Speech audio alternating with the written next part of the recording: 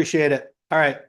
The chat, we'll fix these glitches. And if you wouldn't mind, we'll keep using the Q&A. And one thing I promise is whatever we don't get to, and I'll do the muting and unmuting when it's time for that.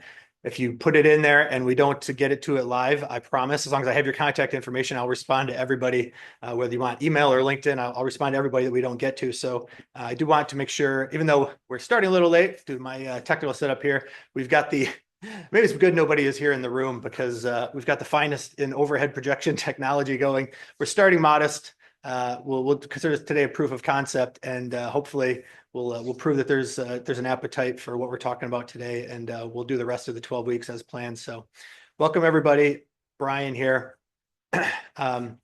So what I want to say and why I'm starting this series, and thank you all for coming, is this: in order for social marketing to realize its full potential, there's a particular part of the social marketing field, our social marketing system, and that's the part that I'm in, the academic system, that we need to do a better job of sensing what our environment, our operating environment needs and wants, and delivering on what we can most expertly deliver in terms of research and scholarly activity.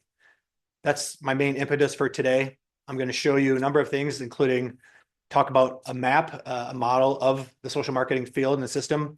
But even if you don't consider yourself part of the system or part of the tribe already, I think there's still going to be quite a bit for you to offer today and going forward in the weeks ahead. So thank you for being here.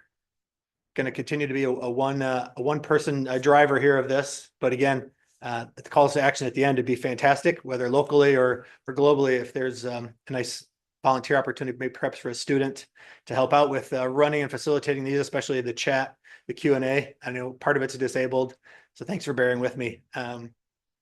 Let's get going.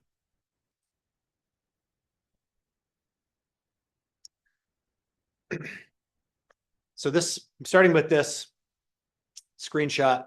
I'm here in Cleveland, Ohio, in the Center for Community Health Integration at Case Western Reserve University School of Medicine. And living here a couple of years now, you find out pretty quickly just how big of a problem lead exposure is, and lead poisoning. I know lead poisoning, some people don't want to use that term because there is no real safe amount of lead beyond which you're poisoned. But this is a screenshot from, I'm so happy to be here that we have an outfit called Signal Cleveland, and this is my main source of news locally. And so just going into Signal Cleveland, I get my daily emails from Signal Cleveland. So that's my local news source. And you go in, type lead poison, a little wild card. And these are not stories from 5 years ago, 10 years ago, 5 months ago. It's pretty easy to find ongoing coverage about sources, sinks of lead exposure routes, lead poisoning. How does this happen?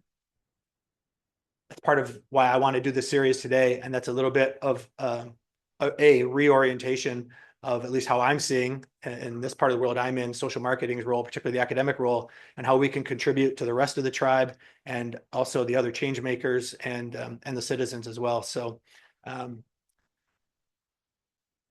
causes are, a lot of them are rooted in the types of things I think we can help with, but we haven't maybe faced as much emphasis on. A lot of the social marketing emphasis has been on.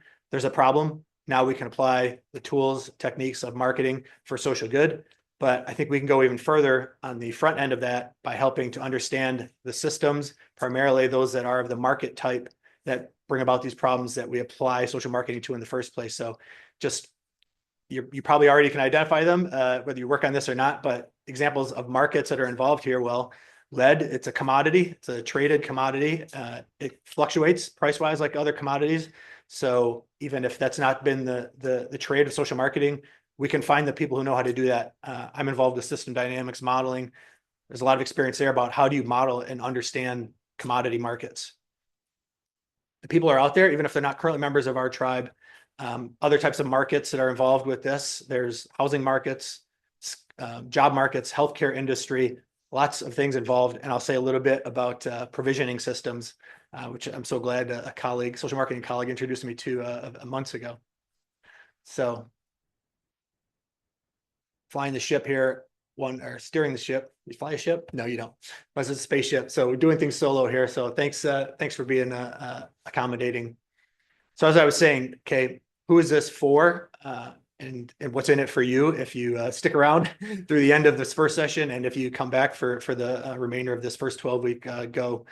So this is how I'm thinking of who might benefit and want to be here for today and for the remaining sessions. So at the center, this is, I think, the most obvious group, tribe members for today and the next 12 weeks. That's the social marketing academics. I'm going to show you in a moment a map, a diagram, sort of what makes up a field, and talk about how I see that for social marketing. But these are the academics, the faculty members, the students, the folks who are supposed to be generating knowledge, doing the science, coming up with methods that hopefully then help the other members of the social marketing tribe. So that's the outer circle here. So the academics are part of the rest of the social marketing system. So who are the practitioners that are out there doing all this great work and making the cases known? Who are the clients? Who are the users? So those are all parts of the social marketing system that rely on us, not solely. And some people wear both hats. Some people are practitioners and also academics. So you may be in these circles, and I hope this is a natural fit and why you want to be here today. But even if you're not, let's say you consider yourself a change maker, you're here in Cleveland or elsewhere, you're a community coalition leader, member, and you heard about social marketing, and or somebody forwarded you the advertisement for today, and you said, that sounds interesting, and especially easy entree if you're someone who is not opposed to the idea that business tools can be a force for social good. So welcome if you're a change maker, and the global citizens as well. So maybe you're here, you heard about it, and you don't officially work as in a coalition or a foundation, but you're just someone who's concerned and thinks this sounds like it might be worth checking out today on social marketing. So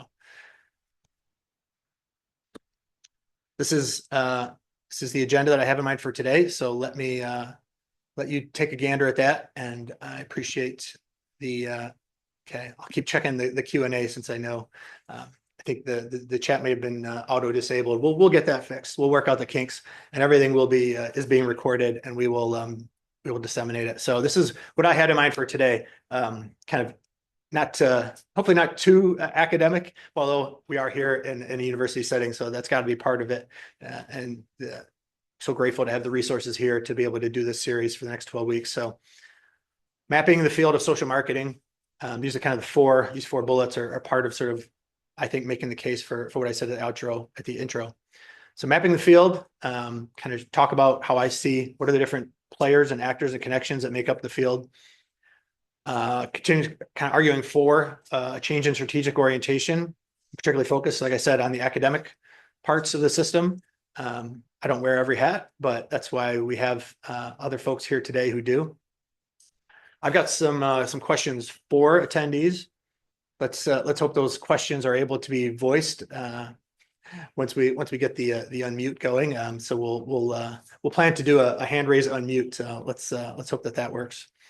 And then third, demonstrating that a lot of the capacity to do this reorientation, it already exists. There are people who are already doing and trying and developing methods, a lot of which from the academic sector, like here. So I'll talk about some of the capacity that already exists.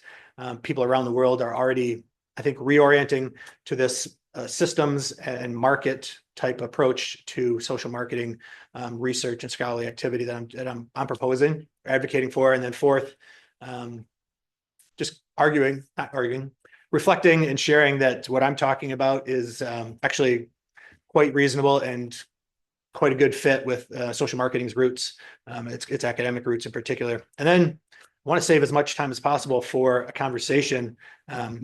It could be questions to me, but I think a conversation where, again, we'll do the mute unmute, and let's hopefully someone wants to help volunteer and man the Q&A and the chat for us in the future weeks. I think that's becoming painfully clear, and that's some calls to action. Okay, so here we go.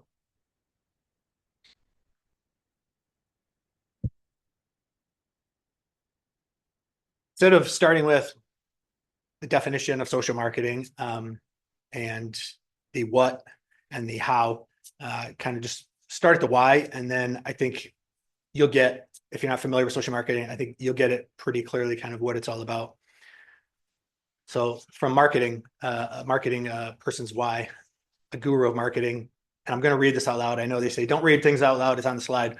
Well, we're going to hopefully audio version this, podcast it. People won't be able to read this, so forgive me. But marketing is the generous act of helping someone solve a problem, their problem. It's a chance to change the culture for the better. Marketing involves very little in the way of shouting, hustling, or coercion. And it's a chance to serve instead. You see the quotation marks, not quoting myself. I wish I would have come up with something that brilliant, but I'm guessing there's some folks here who follow Seth Godin as closely as I do. So I can't recommend this book enough. And actually, I'm kind of sad January's almost ending. I'm happy part of a January sprint with Seth Godin's Purple Space on his new book, This is Strategy, which is fantastic.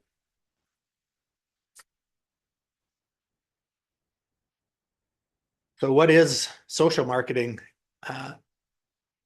Kudos to Jeff French and ISMA, the International Social Marketing folks, who sent me some of their slide decks so I don't have to recreate. So you're going to see some of the format of the slides and backgrounds look different, but that's because there's no need to recreate a lot of great content. So some of these are borrowed from other folks. So thanks to Jeff and ISMA, the International Association, which we'll have some more QR codes at the end to get you linked up with them. But so just think about that definition, that description, visualization of marketing from Seth Godin, and people have been and are doing this marketing, but for social good, social means all over the globe, have been doing it for decades. So I don't think there's a need to really complicate it much more than that.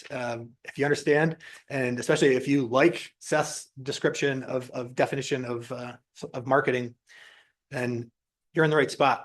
So we have loads and loads of case studies.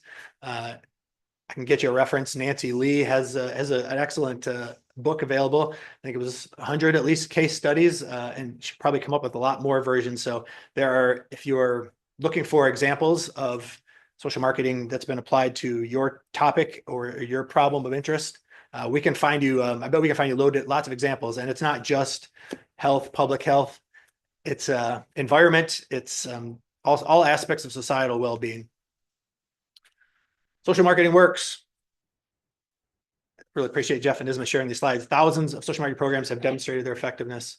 And so that's a main takeaway. If you're new to social marketing, if you do it right, if you do it ethically, it works, and people will want more of it. Those clients, those users, they'll want more of it.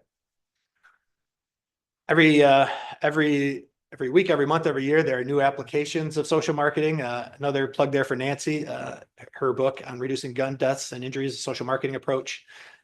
Boy, I was talking about sort of the idea of provisioning systems and how we can go further, I think, with our academic part of the social marketing tribe, with not just a lot more people are becoming aware that there are systems and starting to be systems thinkers, but not all systems are alike. It's not just unidimensional. And so markets as a particular type of system, I think, is part of that reorientation I'm talking about, where we could go further and break things all under one umbrella of understanding the markets in particular that drive social problems, and then applying our marketing tools to address the markets and the problems themselves. So hopefully you have no problem envisioning some of the markets at play with something like guns and morbidity and mortality.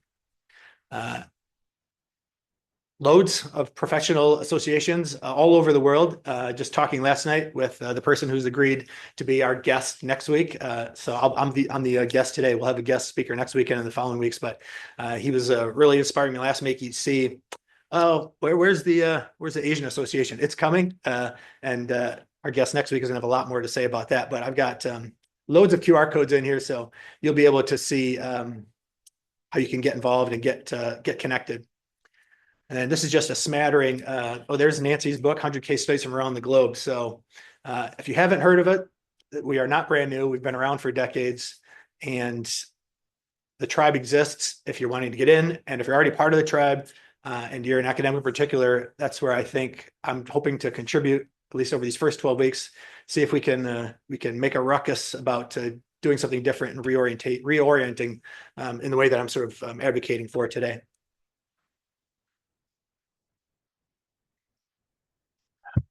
Breaking alert, we have one other human being in the room here. So I knew everybody's going to be on Zoom, and we're here in Cleveland, and as of now, it's a very small social marketing tribe, but hopefully today will help us grow. Okay. So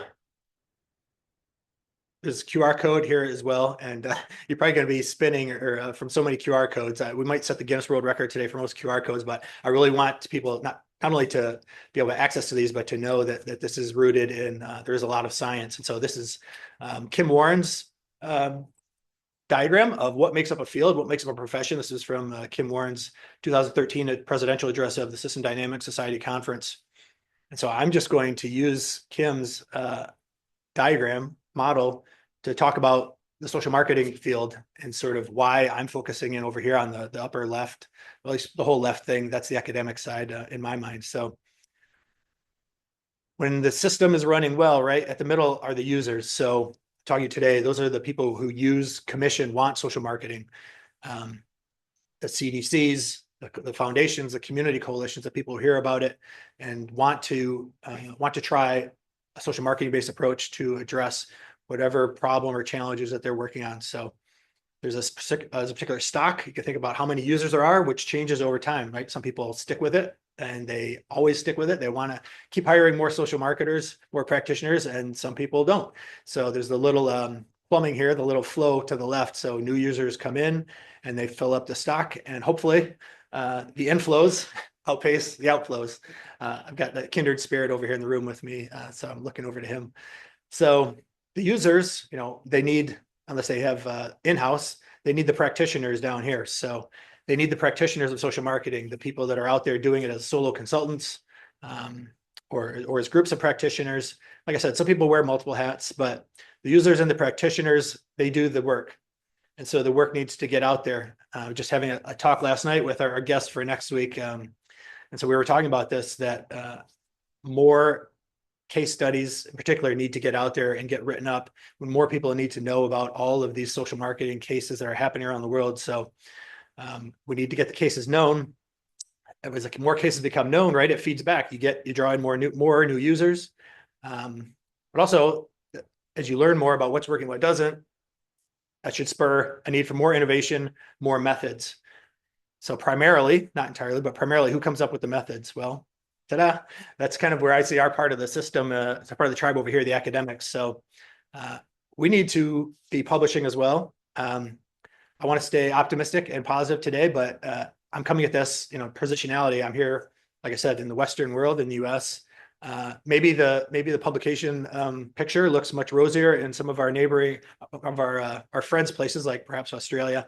I've got some concerns about some of the trajectories of the publishing dynamics of social marketing here. So we'll stay positive. But anyway, the articles bring in new professors and then the students. So new students and articles help to increase the scholarly reputation. We build our stock of academics who then publish more, create more methods. And then, so we want to have the nice virtuous reinforcing types of loops and have the good inflows outpace the outflows. So this is my description. This was Kim's actually getting meta. Kim Warren presented this, talking about the field of system dynamics, using system dynamics. I'm using it to talk about the field of social marketing, and I'm also advocating for more system dynamics. So hopefully that doesn't make your head spin. So we can come back to this. But today is just kind of meant to kick off, hopefully get people interested. And if you're of the same mind, then we've got ways to get connected and stay involved after today. So we'll take a pause here in a little bit and see if we can get the Q&A and the unmute working for people to speak up. Or we also have the chat. But kind of the second point, arguing for a change in strategic orientation. I've been saying that multiple times, but maybe it's already maybe you've already grasped what I'm talking about. But if you haven't, sometimes a visual helps. You're getting the hang of sort of how I see the world now, my worldview in terms of causal feedback loops. It can kind of be maddening, but once you get into it, it really becomes part of your worldview.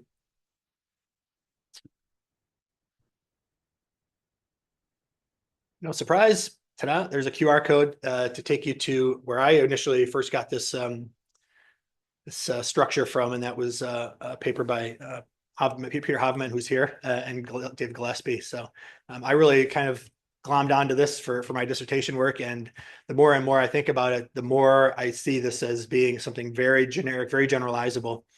So let's talk you through some of this. So I'm saying, trying to make the case that there's a need for some reorientation of parts of our social marketing field, our social marketing system.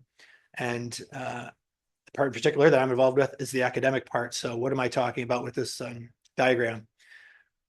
So up here in the upper left area, we can think about, right, there's some sort of, you should be able to think about a strategic orientation of sort of social marketing or the research enterprise, the research portion, the research arm, the academic arm of social marketing. You could say, what's our strategic orientation?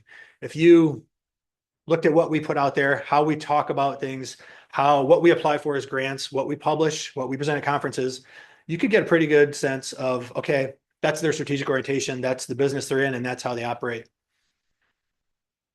Above that, I'm saying, and Peter and David in their initial model here said, well, then there's something out there in the environment, in your operating environment, there's something required. There's something signaling to you about what's required. So think about, what do our practitioners need of us as academics? What methods do they need help with? What do the users want? So what do our communities want of us? So there's something required. So if the required matches the actual, okay, good, no gap. If there's an imbalance where we're not meeting the needs of our environment, then you've got a gap. So there's these little polarities here, the pluses and minuses. If you stick with us throughout the weeks, these kind of diagrams will become much easier to digest. But for now, if that gap is larger, then all else being equal, that reduces the overall effectiveness of us as the academic parts of the social marketing field. If our effectiveness goes down, then our performance goes down. It might take a delay. It does take a delay before we perceive what our actual performance is. So some of this may be brand new to some of you, like, what? There's a gap in our orientation between what's needed and what we're doing. But the longer that nags at you, the greater the pressure to make a change is. So I've been thinking about this for a while, and the pressure, I guess, finally got high enough that I decided to try to help out and do something about it, which is part of the reason for the seminar series. So the pressure to change gets to a point, and you got some target where you want to get to performance-wise, and you start to change your orientation to match what's needed by the environment. That's this loop B1 here in the center. So let me let you either chew on that or scan the QR code if you want to read more about the original from Peter and David.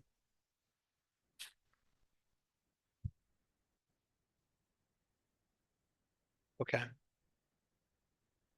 It's 10:01, so I'm not going to trace out the other loops, but we can come back to this. That's the reorientation part that I'm talking about.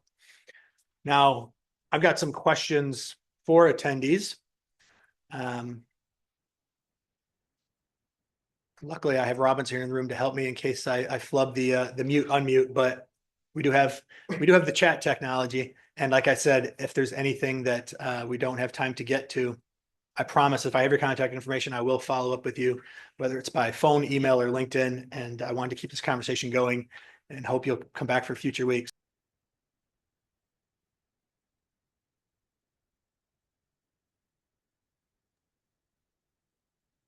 Let's see, we'll try one more time for Douglas and see if So I appear to be unmuted. Can anyone hear me? go ahead, Robinson. Robinson, my colleague here in the room. Go ahead, Robinson. The question is,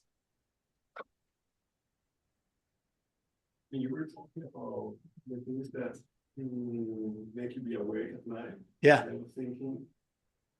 was thinking about social marketing per se. Like, I mean, it's not only integrating social marketing with system dynamics. I mean, like, I don't know too much about this field, so I mean, how system dynamics work in the social marketing field? I mean, it's like everybody who works in social marketing already knows system dynamics, or no? Oh, so let me repeat the question. Thanks, Robinson. Robinson here in the Center for Community Health Integration with I. So the question was sort of, do people in social marketing already know about system dynamics modeling, the type of causal diagram and stock and flow diagram I was showing? No, and that's part of my hope for this seminar series, is to get more people aware and excited about part of this reorientation. I don't expect every single person to want to learn how to become a modeler, but part of what I'm asking and arguing for is we need more attention to the things that our practitioner colleagues and our clients want and need, and that is a growing attention and ability to help them understand the systems, particularly the markets that drive the problems that the social marketers and the clients and their community members want us to help with. So I would say there are some of us, I don't know if Hamilton is on, but there are some of us who are, and Dimitri and others who are getting into the system dynamics modeling. But no, I think it's a pretty small number right now. So this hopefully be the start of growing that tribe or sub tribe. And not everybody needs to go. I'm not saying that's the only way to go, and everybody else is unwelcome. But there are other approaches to systems thinking as well, more qualitative approaches, soft systems methodology, agent-based modeling, social network analysis. But that's not the sole and only argument that I'm trying to make today. Let's say you're providing something new methodology. I mean, into your field, you know. So it's like you're doing something innovative for your field. Hopefully. Yeah. So just thanks for the words of encouragement here, Robinson. So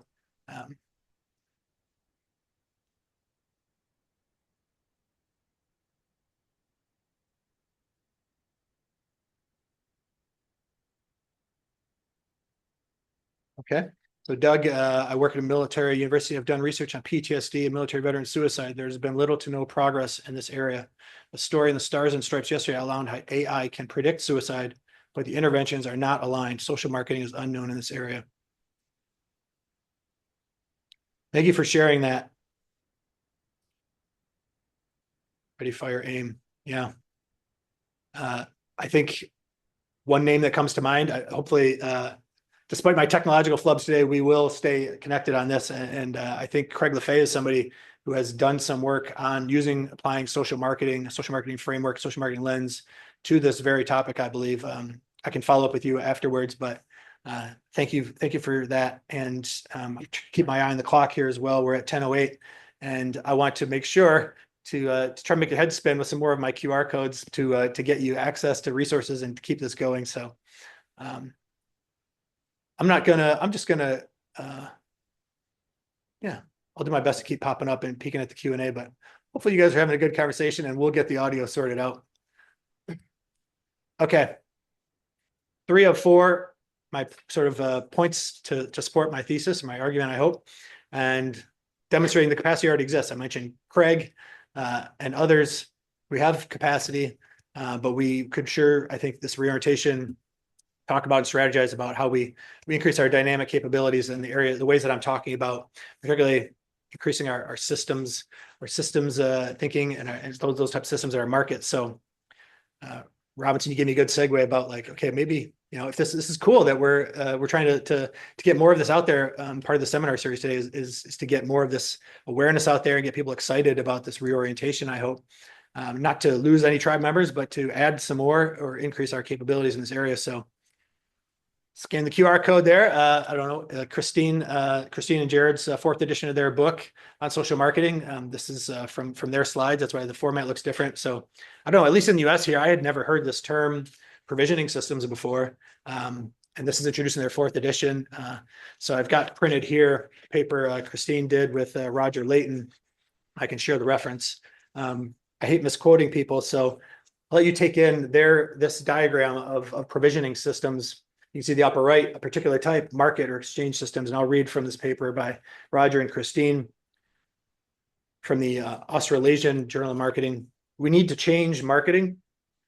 Marketing can be reset by developing its theory base to cope with systemic collapse, sustainable resource consumption, economic and social inequality, and technology, both innovative and intrusive, by understanding not just consumption behaviors, but the complex dynamics of a human collective. The causal dynamics of provisioning systems are critical challenges for marketing scholars. I'll say social marketing scholars, can I add that in there? For policymakers and managers, and for external influencers at a time when effective intervention in response to crisis is a high priority in most communities.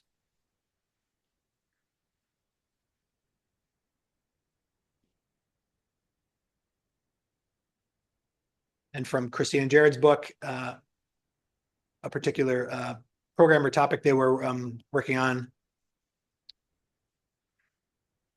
Okay. Thank you, Douglas, for sharing. Continue to share that in the Q&A.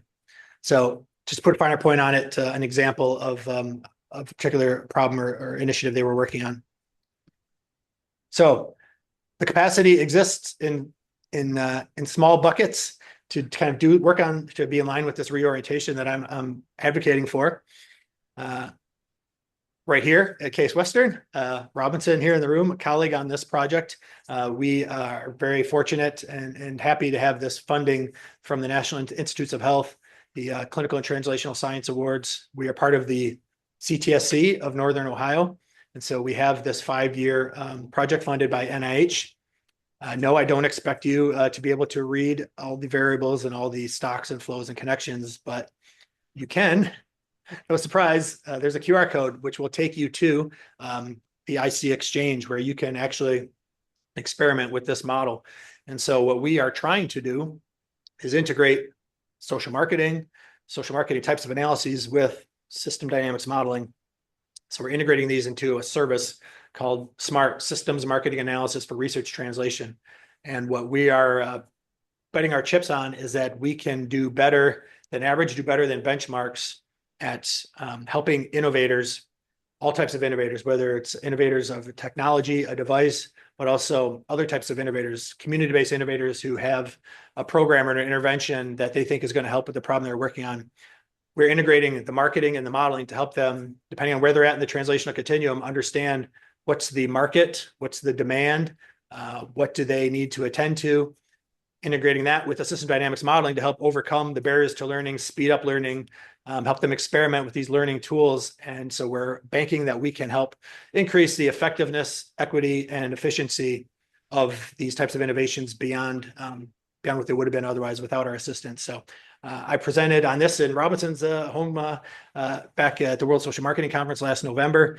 So that was much earlier, obviously, in its design stage. And so we have a team meeting this afternoon to talk about, we're getting ready to start doing this actually with teams of innovators. So all timely. Check the clock here, 10:13 local time. So I think just as another example about what I'm talking about, the type of reorientation of the academic parts of our social marketing system. The people are out there already doing this, working on this, and I want to acknowledge this initiative. I think of Nancy as kind of the name and face of this, but I know there are a lot of people who have signed up and are working on all sorts of committees as part of this let's get to orbit, or let's re-get social marketing into orbit. Now, this was published in 2020. I think the QR code I put in, hopefully it doesn't go to the paper, which you can get. It goes to Social Marketing Association North America's website, which will give an update because we're in 2025. So how are we doing? And so there are committee links there and ways to get involved if this resonates with you. But it's all to say, thank Nancy and everybody else who's working on this. When I look at sort of the committees, maybe what I'm talking about today is a role that I and others who want to get involved can play. I didn't sort of see part of the initiative, the Orbit by 2025, to have exactly what I'm talking about today, but we can take that conversation to the LinkedIn group, which we'll link to in a moment. All right. So I probably do have more time for this than I thought because of the lack of audio, but hopefully you guys will be continue to be troopers, and we'll have the conversation go chat wise. But the last sort of part of my argument claim to make about why this reorientation is needed, it's doable and it's consistent with social marketing's roots. So no slides. Instead, I've got a couple of texts here, and I've got this 1973 book. I've never heard anybody talk about it, cite it, read it. It's called Social Marketing Perspectives and Viewpoints. Again, this was published in 1973. Lazar and Kelly, I got a used copy when I was getting my PhD. So this might not mean as much if you're not already part of social marketing, but think about this sort of description of social marketing in 1973. Social marketing is that branch of marketing concerned both with the uses of marketing knowledge, concepts, and techniques to enhance social ends, as well as with social consequences of marketing policies, decisions, and actions. Okay. The purview of social marketing is therefore broader than that of managerial. It refers to the study of markets and marketing activities within a total social system. That's 1973.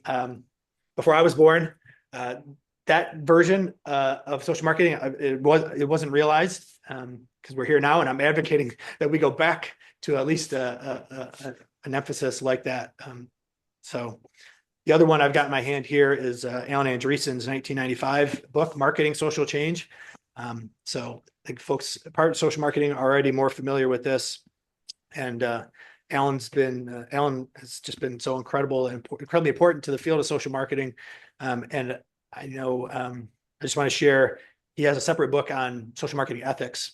So I just want to make sure not to miss that point. If you're new to this, I don't want to sort of just assume that just because we're doing marketing types of research and marketing applications with the social mission, it doesn't mean that ethics is in the rearview mirror and we don't need to worry about it. So from Allen's 1995 book, in my view, social marketers bear a special obligation to behave in an ethical fashion because they are purporting to act in society's interests and not unlike commercial marketers in their own. This role, I believe, requires they pay extraordinarily close attention to the ethics of the goals they choose and the means they choose to get there. All right, well then let's just go to the calls, my calls to action. It's 10:18 local time here. So we do have Wednesdays blocked off, 9:30 to 10:30 local time. I know we've got people from all over the world here, and I think a lot of people who wanted to be here, but maybe I'm glad they aren't. Because of the time zone difference, they didn't have to be here live to see the microphone issues. But we'll do some editing. Maybe we'll be able to edit out the microphone issues. But next steps, I'm still optimistic and happy with the number of registrations and the number of folks who have stayed on. So we'll figure out a creative way to edit this and make me not look so bad with the technology. But hey, another plug for getting a sponsor for this, getting some money to professionally record and podcast this. So 12-week seminar series, help shape the future sessions. Send me topics, ideas.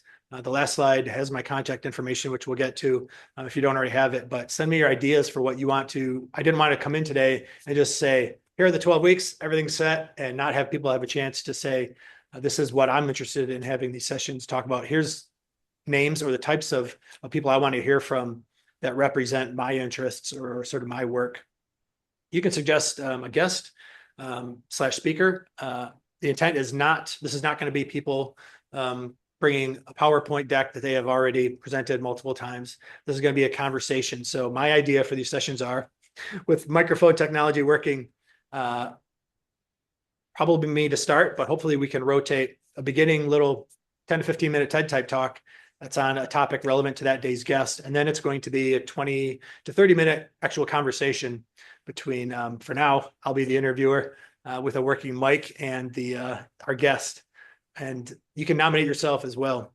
So happy to say we have next week's guest line up, but it's a blessing in disguise maybe that Samir Deshpande and I are going to do it pre-recorded. So it will be working audio. He will pre-record it because of the part of the world that he's in.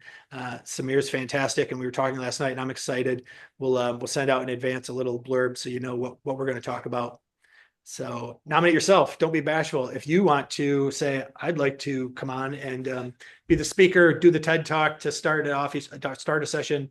I want to be the one to do the conversation piece, the interview type deal. Nominate yourself. And like I said, in between and after the sessions is hopefully where the real connection is going to take place. So join your LinkedIn group. Our LinkedIn group, excuse me. There's the QR code. So if you've stuck with us this long, hopefully you don't mind a few more QR codes.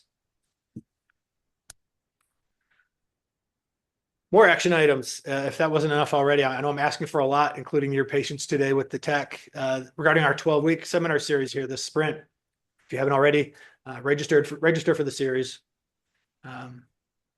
Thank you.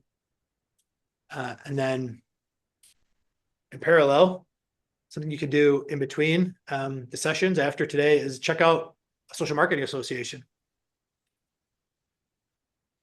This QR code should take you, I chose to put one in because I figured you didn't want one for every single association, but this will take you to the International Social Marketing Association. The landing page should take you to links and descriptions for each of the current regional associations. So if you're here in North America, if you're here, hopefully maybe there's some people on here from Cleveland who just couldn't come here in person today. You would probably want to join SMANA, Social Marketing Association North America, which I'm a board member, and there are a lot of people volunteering a lot more hours than me to make that a success and valuable, which it is a great value for the membership price. But when you join a regional association, you automatically become a member of the International Association. So There's the Latin American group, Australians, Europeans, African. Samir and I are going to talk more about next week about what he's doing with getting the Asian Social Marketing Association going. Just there's a lot of people out there doing good work with a lot of good energy. So if you were looking for a tribe like us, you found it. And then the last, I know I'm asking for a lot, but more calls to action. Boy, we could use a sponsor who wants. So I got a very reasonable quote from our university tech team, UTech here, for what it would take to professionally in a studio here record, edit, and then push out to the main podcast channels each of these weeklies. It's a very reasonable quote. Contact me if you are interested in sponsoring one or more of the sessions. If you wanted to do one, that would be really affordable. If I could persuade our tech team to, anyway, I think we can come up with we'll come up with the scratch, but it sure would be nice for sustainability if we come up with a funding model to keep a revenue way to keep this going, instead of just having this come out of somebody's little startup funds. And well, I created this YouTube channel just for this. And if you scan this and take a look at it, whatever the banner, the avatar, you might look at the logo and say, did this guy put some keywords into an AI free logo generator? Yes, I did. That's why it looks so terrible and so clunky. So if I could, I'll just be ask one more. If there's anybody out there with artistic skills and talents who likes what I'm talking about and wants to be part of this group, it sure would be nice if somebody designed a better looking logo, and I would proudly replace what's on the LinkedIn group and the YouTube channel with something much better and much more appropriate. Okay, this is the last one. We'll end a couple minutes early, I think, unless I will pop in here to the Q&A and see. Thank you for being so generous and not everybody immediately vacating. This is a great. All right, thank you, Douglas. Oh yeah, people can still register and join.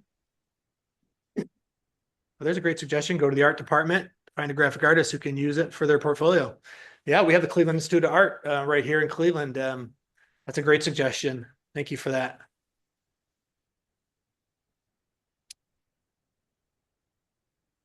So, especially if you are local students, but it could be a student anywhere. I have the availability now if you like this idea, this theme that I'm talking about. I've done independent study classes, and we can do a 1-credit independent study. If you're here at Case Western, if you're not here and you have interest in me talking and maybe being part of your thesis committee or your dissertation committee, please don't hesitate to contact me. I will respond. And my PhD home base where I got my PhD in public health and social marketing, University of South Florida. I've been talking to folks down there, so I'm going to be going down there the first week of March, making myself available on campus for a full Friday, talking with some old colleagues. But if there are students down there who want to meet while I'm there and talk about this approach to social marketing research, I'm going to make a non-embarrassing version of these my recording here available to that group down there to see who wants to talk while I'm there.